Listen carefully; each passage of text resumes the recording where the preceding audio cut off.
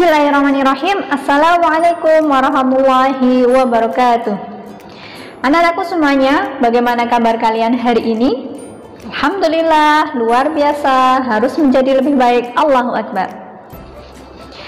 Nah, di awal tadi tentu kalian sudah melihat, membaca potongan hadis bahwasanya ketika kita menuntut ilmu, ketika kita belajar dimanapun itu, di rumah sekalipun, tetap memiliki fadilah atau manfaat yang luar biasa.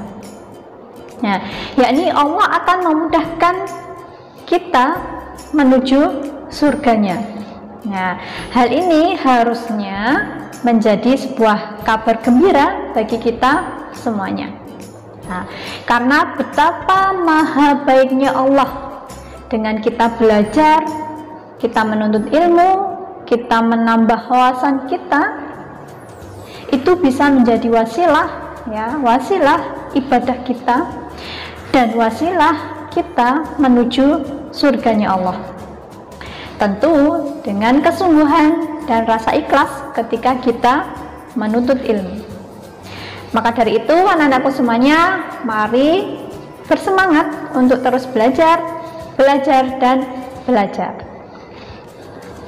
Baik anak-anakku semuanya yang dirahmati Allah, kembali lagi di video pembelajaran kemuhammadiyahan kelas 7 bersama Bu Afif. Sebelum kita memulai pembelajaran, marilah kita awali dengan membaca basmalah bersama-sama.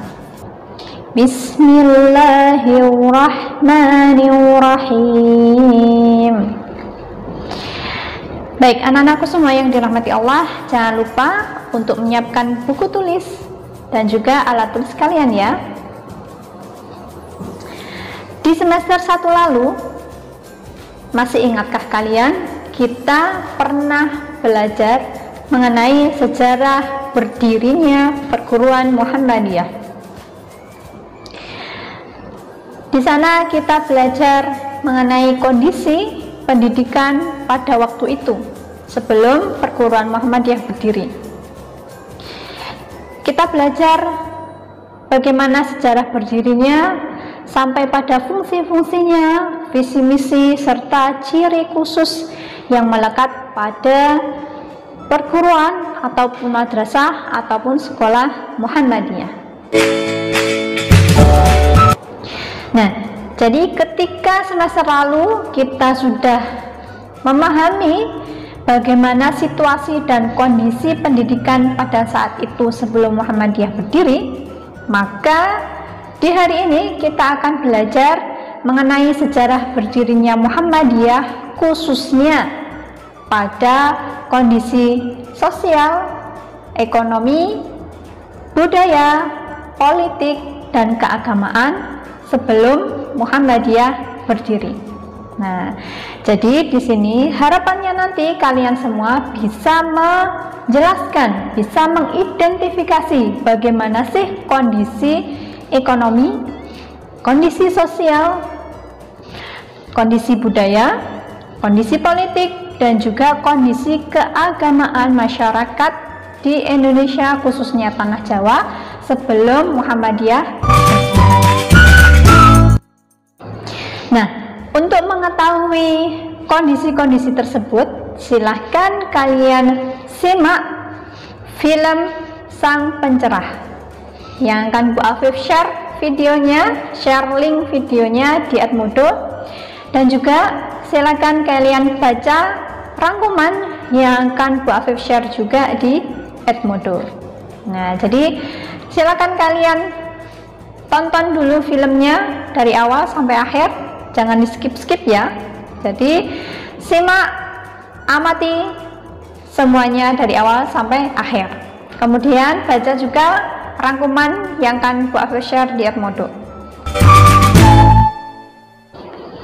Kemudian setelah kalian melihat, menyimak, menonton film Sang Pencerah dan membaca rangkuman dari Bu Afif, selanjutnya silakan kalian jawab pertanyaan-pertanyaan berikut ini. Ada 2 pertanyaan. Yang pertama, misi yang disampaikan dalam film Sang Pencerah.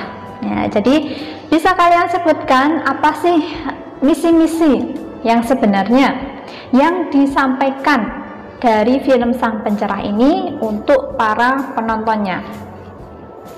Kemudian pertanyaan kedua adalah review kondisi sosial, ekonomi, politik, budaya, dan keagamaan sebelum Muhammadiyah berdiri dalam film Sang Pencerah.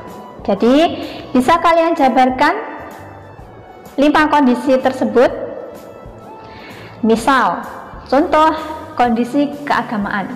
Nah, misal situasi kondisi keagamaan pada saat itu di dalam film Sang Pencerah masih banyak sekali terjadi praktek TBC. Nah, praktek TBC itu apa? Pernah kita bahas di semester 1 ya, yakni tahayul, bid'ah, dan khurafat. Nah, misal di dalam film itu masih banyak praktek TBC, tahayul, bid'ah, dan khurafat. Contohnya seperti apa? Contohnya masih banyak masyarakat itu memberikan sesaji. Nah, sesaji di sekeliling pohon, yang harapannya pohon ini bisa mengkabulkan hajat-hajat atau keinginan-keinginan orang yang memberikan sesaji tersebut. Nah, ini berarti kan sudah melenceng dari syariat agama Islam. Nah, contoh kondisi keagamaan masyarakat waktu itu sebelum Muhammadiyah berdiri adalah seperti itu. Nah, silakan bisa kalian jabarkan ya, serinci mungkin dan sejelas mungkin. Nah, anak-anakku semuanya, silahkan tulis jawaban kalian di buku tulis kalian. Kemudian kalian foto dan dikumpulkan di penugasan di Edmodo.